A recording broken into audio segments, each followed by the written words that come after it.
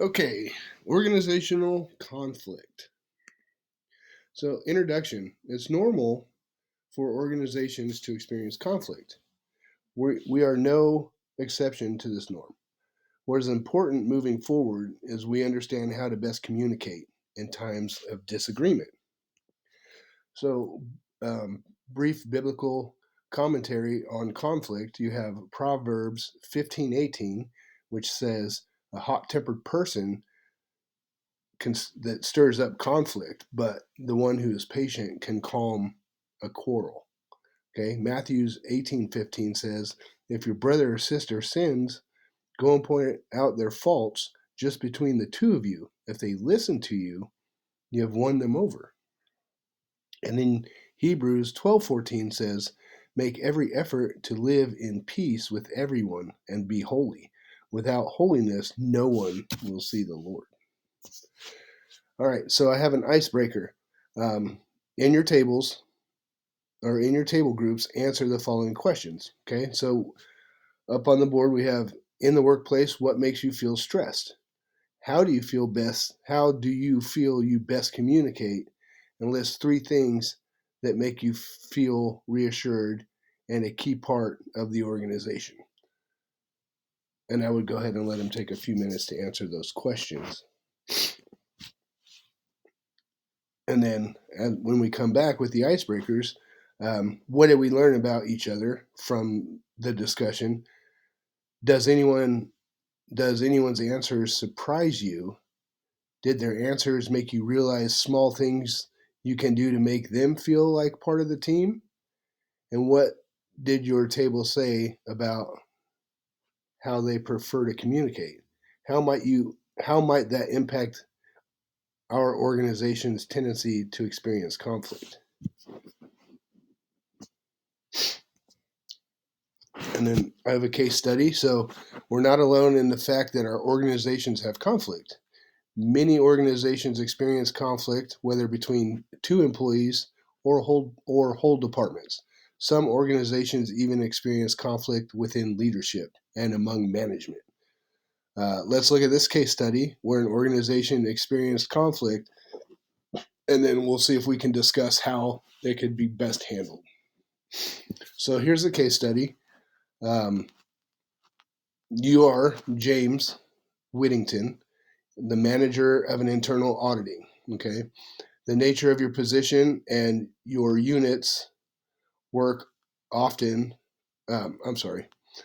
The nature of your position and of your units work often put you in conflict with managers of other units. So most of your audits are supportive of the actions taken in the audited units, although some are not. Nonetheless, the managers seem to resent what they consider an intrusion on their authority when the audits are conducted.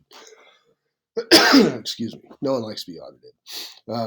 You have come to accept this resentment as part of the job, although you would prefer that it didn't occur. One case has been a particular problem. This guy we'll name Bill Wilson, manager of compensation in the human resource department, has created problems every time that you've audited or have auditors have worked at his department.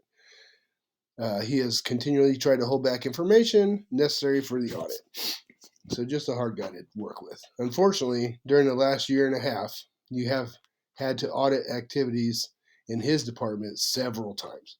Your department now has been assigned to audit the incentive bonus calculations for executives made by Bill's department. So Bill was irate, obviously, when he discovered that you were once again going to audit his employees' work. When he found out about it, he called your office and left a message for you not to send your employees down because he was not going to allow them access to any of the information. You're now trying to decide how to respond. Okay. This workplace conflict could be addressed by what are called integrative tactics, and we'll talk about those. So at your table discussions, talk about some of the integrative tactics. So Let the person know that their concerns are important. Solving conflict is a win-win for the individuals and the organization. Collaborate. Try not to upset the other party, which can be tough at some point, and be supportive in general. All right, so let's talk about the organizational conflict. Our organization experiences conflict due to lack of effective communication. Within a small office space, we still choose to email or send text for whatever reason, even if it's important or sensitive topics. It's just easier. It's the way of the world at this point. When feelings become hurt, we don't always communicate those offenses and we let them build up, right? As a result. Let's be transparent and discuss some of those sensitive topics that we choose to talk about without utilizing in-person meetings or meaningful conversation. And then leave time for a discussion. Organizational conflict continues. So you have failed inspections, you have frustration with backlogs, lack of coverage in the absence of an employee, lag time between inspections and reporting. All this is time sensitive. So your table discussions. Choose two of the organizational conflict topics that we just talked about from the last slide and discuss at your table how could these specific conflict times have been avoided. And go ahead and take a few minutes to do that.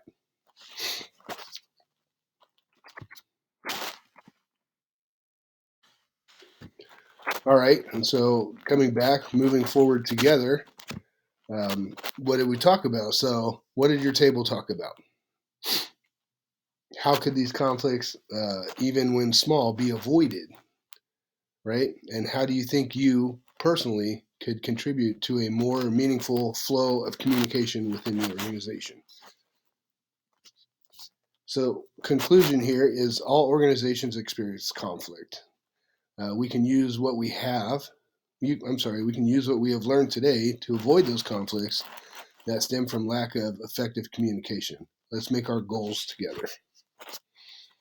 And then things to focus on this week for you guys. If you have the time to communicate in person, do so.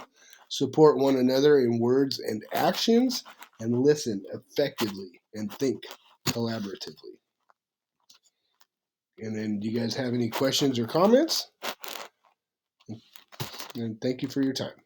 And again, here are my references.